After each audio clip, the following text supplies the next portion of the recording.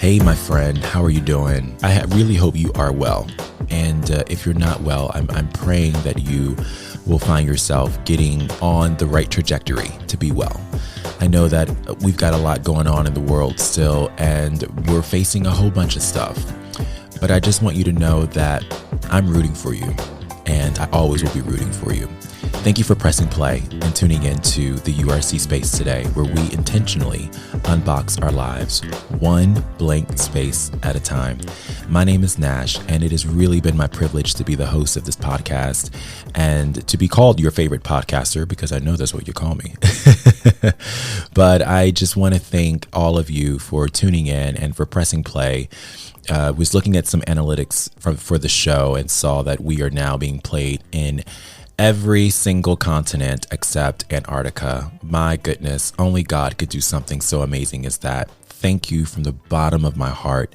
And to the 200 of you, or 205 now at the time of this recording and counting, who are following me on Instagram and continuing to have the off-air conversations there with me, I really appreciate you. If you haven't yet, I would love for you to join me there. You can find me at Nash Speaks Live. Well, today we are back in the non-diet space, and we are going to be continuing our conversation with Dr. J as we focus on nourishment, which has been a really pivotal, life-changing, okay, there we go. It's been such an amazing perspective that I've added into my life since our conversation, and I hope that you will continue to enjoy it. Before we get back into the conversation with Dr. J, I do want to wish him a happy belated birthday, because he's dropping all this good knowledge, y'all. We recorded this right when his birthday was on the cusp. So I want to wish him a happy belated birthday. And I also want to wish my own mom a very happy birthday, who celebrated this week. And so happy birthday to you, Mom. And anyone else who's celebrating, if you're having a birthday or you have a loved one, happy birthday to you and or those with whom you are celebrating. Well, without further ado, let's get right back into the conversation with Dr. J. I hope you enjoy the show. So last week we were talking about so much great information. First off, we were talking about making sure that we are positioning ourselves to really make the priority investment in our health and our bodies and what we're putting into it. And I really love, how you made it just so plain for us. If we can be intentional about, researching a car that we want to purchase or getting VIP passes to Mariah Carey's concert, if we can be so intentional about those things, why is our body something that we depend on and we need and we rely on every day not getting the same priority in some instances? And not in all instances, but in some instances, the balance isn't there. And that was just so awesome. And then you bringing in, just how food, we're still learning more about it, but we are understanding how it affects just so many different aspects when it comes to our workout regimens or physical activity or our sleep patterns, and breaking us down a little bit with meal plan and meal patterns and knowing our bodies and being true to what works for our bodies, and understanding that when it comes to this realm of nourishment, that there isn't really a one size fits all. It's something that we have to be intentional about investing in ourselves. And so just continuing in our conversation, there might be, our friend today who's listening, and they might be struggling with their eating, especially now in the midst of the climate of our world. Some people revert to stress eating, and some people revert to not eating when things get stressful and a bit crazy and chaotic. Many of us, we eat our feelings. And in those instances, what is something you would tell them so they don't have to wallow in the shame of unfavorable eating choices, and to help propel them to keep moving forward with wanting to make better, healthier decisions for nourishment? Well, Nash, this is a really good question, and I think a very needed question. And I think the first thing I would just tell people is that you're not alone. This is something that a lot of people deal with, and I think we kind of need to understand the nature of food, right? And again, the primary goal of food is to nourish us. That is its primary goal. Yeah.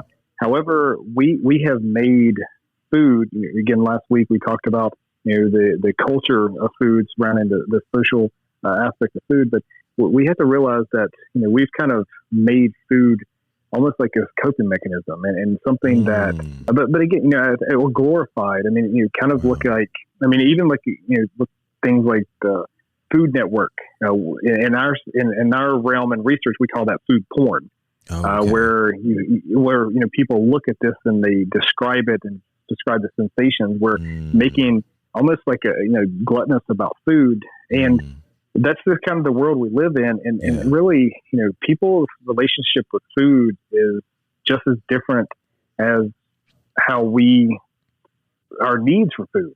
And, but the first thing I would tell an individual that is dealing with, harboring emotions, with food is that you are not alone. I don't have a number on it. We just don't know, but I would say, probably like 6 or 7 out of 10.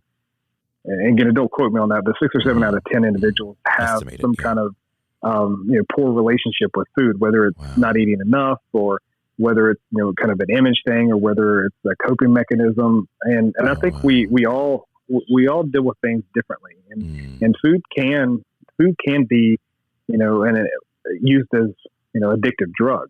And again, when we kind of look at things, I think that individuals, there's something else there, and there's something else there, and we use food as a mechanism to control it, because we can control. That's something that we can control. We can't control our emotions. Our emotions are our emotions. We can't control them. For anybody that says like stop crying or you shouldn't be doing this. You can't control your emotions. Yeah. Your emotions are your emotions. They are what like they are. Deep down, that's your feeling, and that's what they are. So you can't control emotions, but you can control food. You can control how much goes in. You could be on the extreme where I'm just not going to eat. I'm feeling emotional. I'm just not going to eat. Or, I'm feeling really emotional. I'm going to stuff my feelings down. And that's kind of what we say. We stuff those feelings down. And there's physiological and, mechanisms as well. When we kind of look at food, when we look at our emotions, they are hormonal. And, we have to have food to actually make hormones. And certain types of foods, make certain type of hormones that will actually make us, feel good or make us continue to feel good.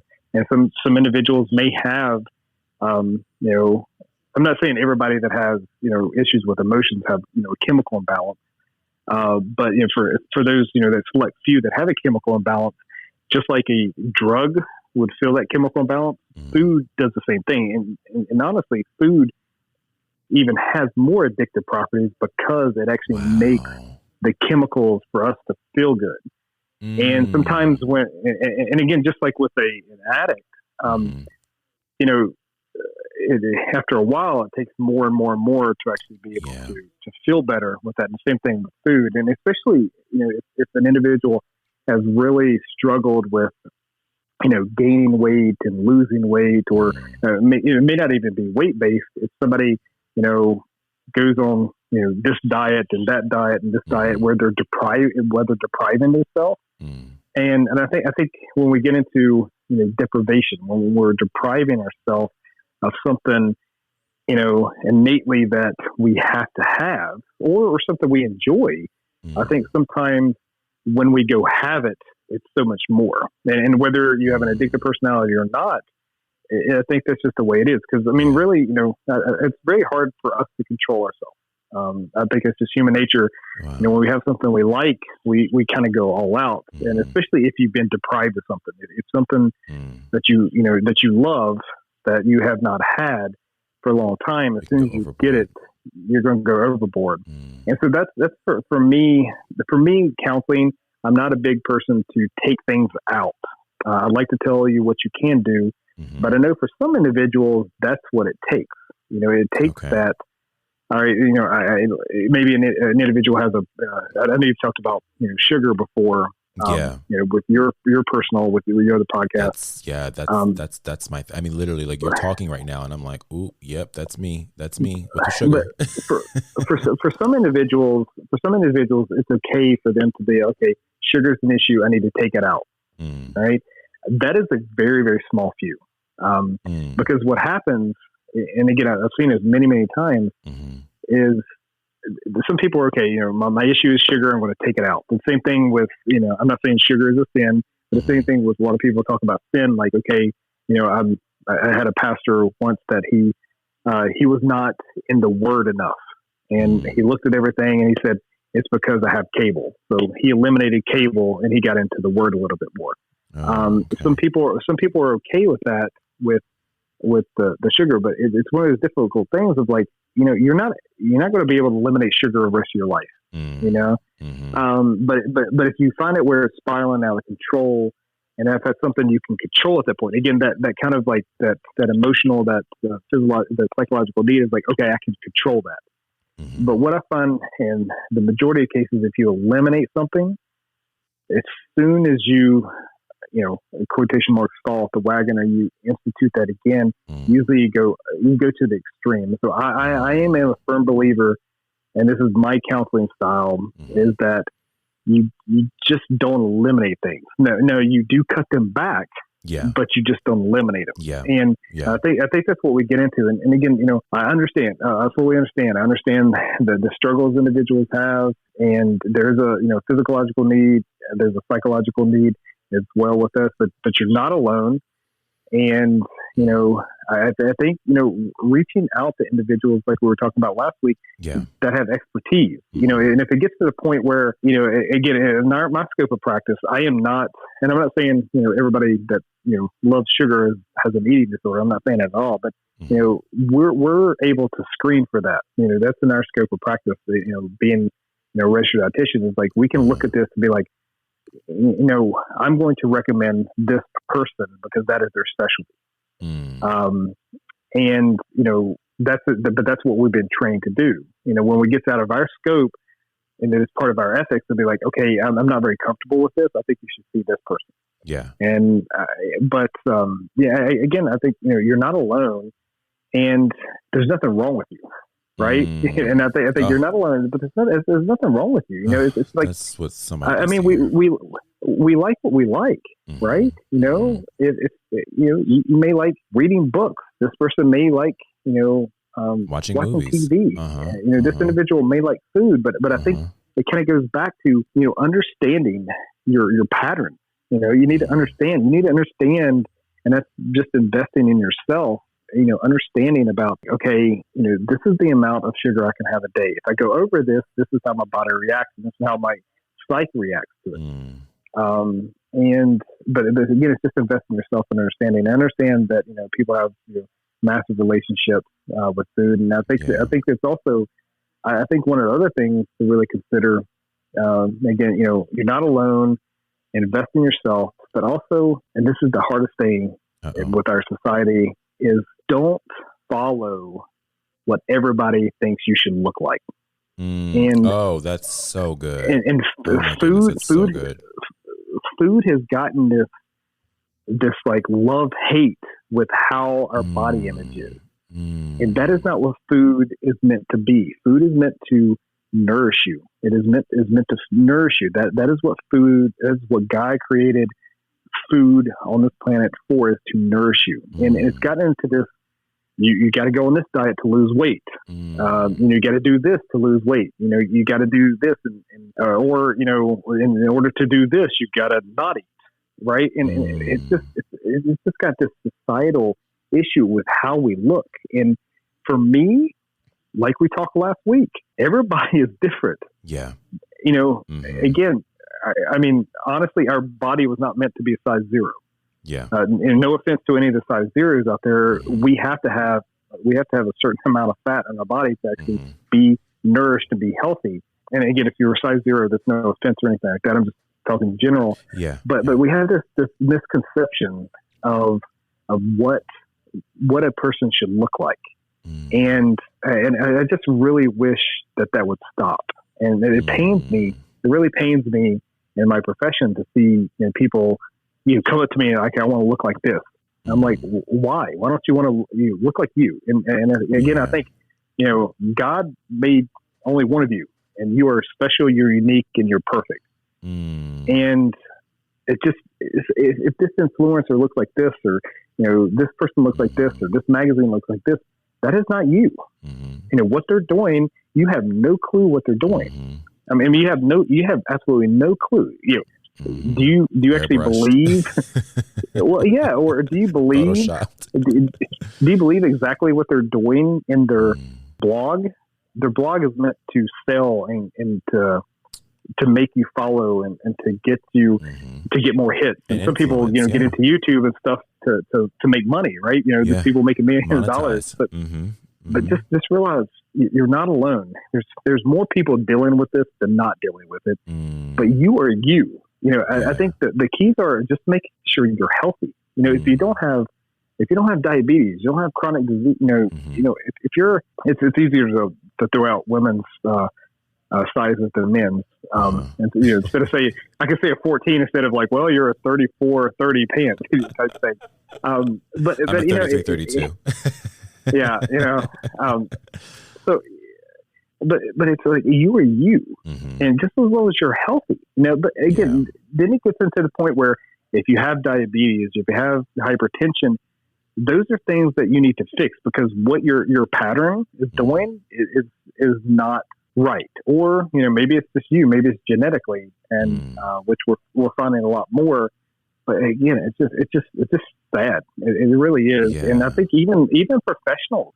Even professionals get into it. They get into showing pictures like, oh, do I look like this person, or and that's a really hard one when your wife comes up to you and be like, do I look like this person? I'm like, no, baby, I married you. You are you. I married you. You're what I want. I don't want this person. I don't want this person on to be emulated. On YouTube or whatever, or like Instagram or something. But I think that's just the hardest thing to get through people and we'll work with them. It's like, but that's the way the world is. Your comparison is good. It's like, I need to compare it. I need to look like this person. I need to look like this person, or this person is health, right? And I think I got into this when, I used to, lift a lot of competitive lifter. I did a little bit of bodybuilding, and I think a lot of people look at bodybuilders as healthy, and they're so far from healthy. Wow. Again, some of them are, but when you look at the general bodybuilders, they're unhealthy. But if you look at them, 3% body fat and ripped and veins popping all out, they have an appearance that's they're not healthy. Yeah. I mean, if you look at a lot of the bodybuilders that die very young, if you look at their blood values and look at what's going on in their body, like in large hearts and large livers and that type of things, they're not healthy. And so I think, but that's the misconception for a guy. If you look at a magazine and you see this guy that's all ripped, you're like, oh my gosh, they're healthy. But you feel like you've fallen short if you don't look like that. Exactly. I mean, you're talking about people look like that's, a 0.5% of the population. That's true. Very, very small number. People are in the magazines. People are on that. That's a very small percent of the population. I really wish that we could get through this thing of just like, be you. Be comfortable in your skin. Be comfortable with what you look like, because God made you unique, the way you should be. And again, whether you're, and I think it needs to get into I'm healthy. And the healthy part, is physically healthy, right? I don't have any diseases. My bones feel good. I can move, and also I think psychologically, I feel good about myself. That I can be healthy in my skin, and it's refreshing to see people be able to break that barrier. But it's really hard to watch people to go through it. Struggle with it.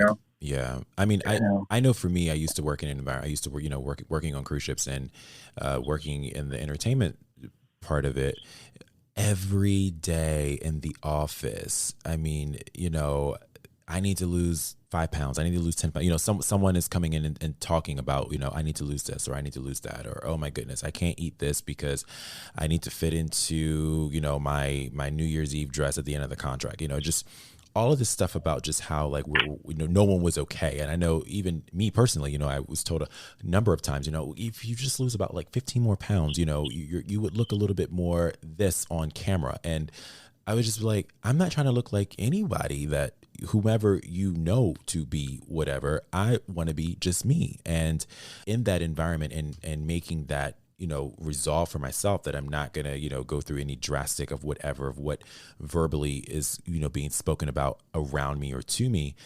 that still is hard to have to consistently, make that decision. And, I'm not going to give into this. I'm not going to listen to what, someone is trying to suggest or say.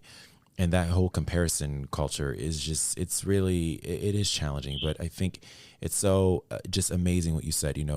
God made you the way that you need to be, and just coming to embrace that and realize that, there isn't anyone else who's going to look like you. And we need to stop trying to look like other people, because God made that person that way, like he already did that. And now he's doing something else in you and with you. And we just need to join in what he's trying to do in us.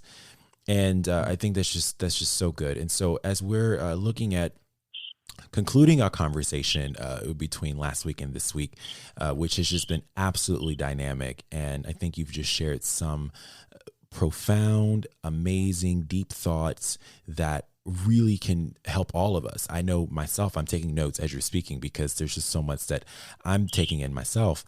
What would you say? What are 3 things that we can do today to get our minds off of whatever big goal ahead that we might have, whether that is, I need to lose, 30 pounds, or I need to, work on my water intake, or whatever that big goal might be. And what can we do to get our minds off of that big goal and shift to be presently engaged with what our next best step for today is when it comes to just striving for better. I mean, I want to say better eating, but it's tied to so many more things, as you were speaking on with nourishment. And how can we strive for just having that better nourishment, that better way of enjoying and having a good relationship with food? Well, yeah. So narrowing it down to 3 things. I think one thing to do. I mean, we've already talked about kind of the behavior piece of this, Mm-hmm. but I think 3 things. One thing is have a diverse diet. I think that's one thing. Well, let me rephrase that. I said a cuss word. Have a diverse meal pattern. Oh, meal patterns. We say meal patterns here on the show. Exactly. Yeah. Sorry to ruin your show, Nash. But yeah, just be diverse. Venture out, try new things. Don't do the old things. Be diverse. Again, because that's we have all this wonderful food out there. So there's a lot of wonderful food. Be diverse, experiment. Try different things. Making sure that the simplest thing. Especially, I think one of the things we really fall short on is fruits and vegetables. So when we talk about diversity, we fall short of fruits and vegetables. And the easiest thing we could tell people is eat the rainbow, right? The more colors you can eat in the rainbow. Skittles. Well, no, not Skittles. No, we're not doing shout out Skittles. Eat the fruit and vegetable rainbow. But yeah, be diverse. As many colors you can get in there, because there's each different color has a different chemical property that's working in your body to help fight off the disease. So the diversity also includes making sure that we have a very diverse, healthy bacteria in our body. And we didn't mention a lot about the microbiome because that's a whole other topic that we talk about. But making sure that we get some of our probiotics, some of the things like that's happening in fruits and vegetables, some of the things that we have in yogurt or other type of live culture. But then we also need to feed that bacteria as well, and that's where we have a diet high in fiber because that's a prebiotic. So one, diversity is really important. Another and when you say a diet high in fiber, like what are some examples of like things that would be high fiber that we could eat? Yeah, one, if you're eating the fruits and vegetable rainbow, that you're having a lot of bulk with your vegetables. Vegetables really high in fiber. Also like whole grains. Okay. They're high in fiber. And you don't have to take a fiber supplement. You can get them within our foods as well. So anything like a whole grain has a really good amount of fiber as well. Vegetables as well. Yeah. Okay. Again, if you're eating the apple, there's more fiber in the skin than there is in the the actual, the apple itself, the fruit itself. So if you're eating the skin, that's going to add the fiber as well. Okay. So, again, I think for the average individual, around 25 grams per day. But if you want to have a little bit more, I recommend more about 35 to 38 grams per day. And there's also there's a lot of additives as well you can add to fiber, fiber supplements, those types of things if you have a hard time getting it in. Okay. So diversity definitely is a big one. And another one is I know this is not really food, but I think being active. I want to throw being active in. If I'm trying to narrow three things down, being physically active is really important. And I feel very hypocritical saying this, being active, because I know when we get busy, that's one of the first things that goes away, or if we're tired or something like that. But being active doesn't mean that you have to go. You have to go to a gym and push weights and do all this crazy stuff. Just go do something. Just move. And I think we have a society where we are very sedentary. So being active, and again, putting numbers on it. 10,000 steps a day is great. Just do more than what you're doing. That's what If you're the type of person that likes goals and likes the number, try to get about 10,000 steps per day. But if you're the type of person that, no, I don't want anybody to tell me what to do, just do more than what you're doing. Yeah. Just move. So if I'm doing 100 steps today, try to do like 200 steps next week. Exactly. And I think that if you find yourself sitting for more than 30 minutes at a time, get up and move. And whether you need to set an alarm clock or have your watch or something, do that. And again, I am very hypocritical, because when I'm busy or I'm in a flow or I'm writing or anything like that, if I'm in a mood, I was like, I just can't stop. But I know what you mean. Really, really important. I'm like, I can't get up. Your rear end falls asleep, and you use that as an excuse not to move, right? But again, getting to move, because us being sedentary, our body is meant to move. It's meant to be fluid. It's meant to be active, and our muscles have been meaning to move. And what we find with a lot of people, they sit all day. They drive to work, they sit all day, they drive home, and they watch TV. And their bodies are meant to move, and it's not meant to sit all day. So being physically active is really important. And again, the thing, when you're physically active, those are types of things where you can, maybe indulge a little bit more. And again, you don't have like a compensatory behavior with physical activity, because like a Big Mac. I'm not calling out sauce, lettuce, cheese, pickles, onions on a sesame seed bun. Yeah, but I'm not calling out a Big Mac or anything. But the calories in a Big Mac, you walking for 20 minutes that's not a compensatory, right? In order to burn the calories from the Big Mac or anything else you're indulging in, I mean, you're talking, an hour and a half, 2 hours to be able to work that off. So again, it's not that equal thing. So I'm not saying compensatory behaviors, but if you want to indulge a little bit, if you want to add a little bit of this, that's completely fine. So physical activity, that would be my second one if I had to do three. Okay. And the third one is just, don't stress about it.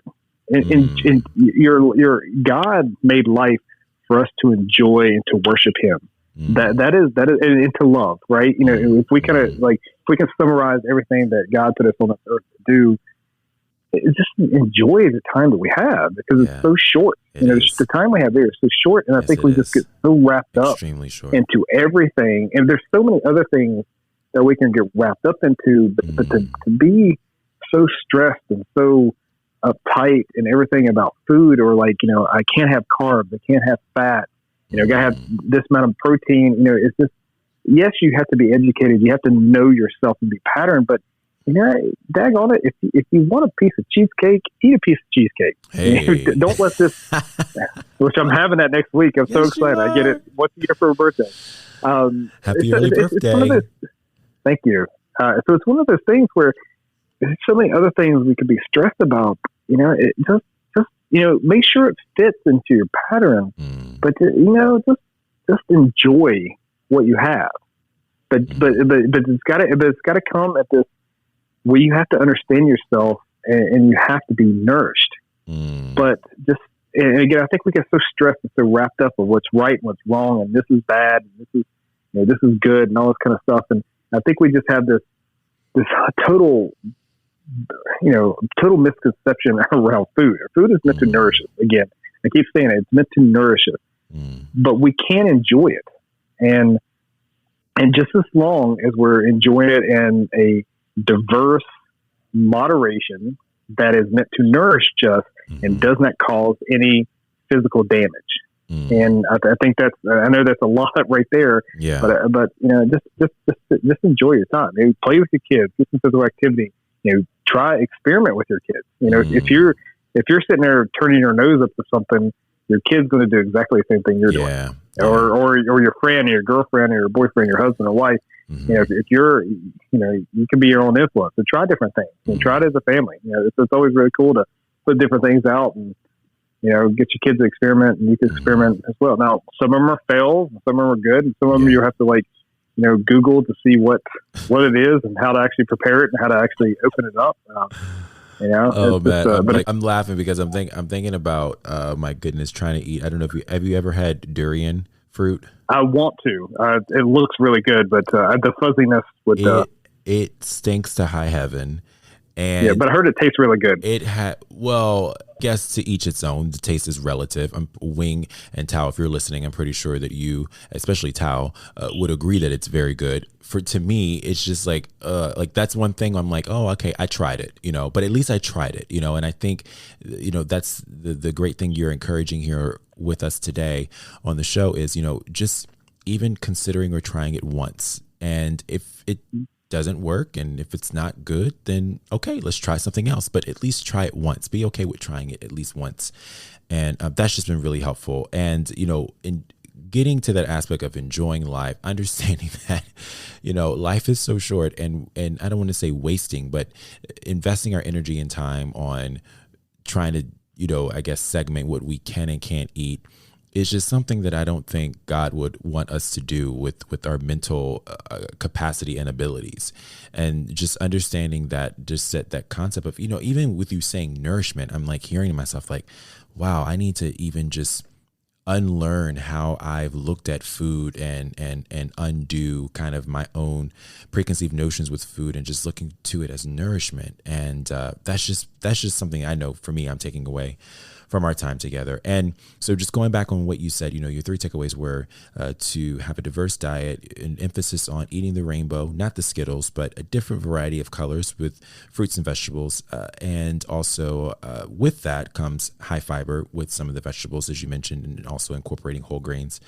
Simply moving, just moving, getting active, doing something even more than what we did today. And the last one you said was just enjoying life? Mm-hmm. Yeah. Enjoying life. Yep. Just enjoy life, and enjoy all the abundance that God has provided for us. But again, enjoy it in moderation and the scope of your pattern is going to be really important. Yeah. And I think that's just so amazing. Wow. I can't even put it into words. This has just been an amazing 2-part conclusion to our discussion on nourishment, what we're using here on the show. And I'm going to be using that word. And I hope that if you've tuned in today, that you're going to be tapping into that word as well. I want to thank you so much for tuning in. And I want to give a special thanks to my special guest, Dr.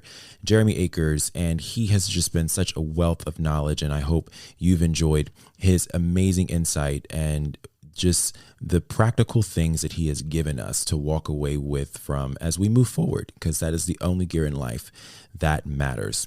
We'll be back next week with another episode, but until we resume our conversations then, I want you to remember to keep unboxing your life, one blank space at a time, living undaunted, knowing you're unbreakable, and embracing the reality that you're simply a treasure that's unfinished, because you have been redeemed, restored, and reclaimed. That's a fact. Life is always best lived outside the box. Stay free, my friend, and we'll see you next week.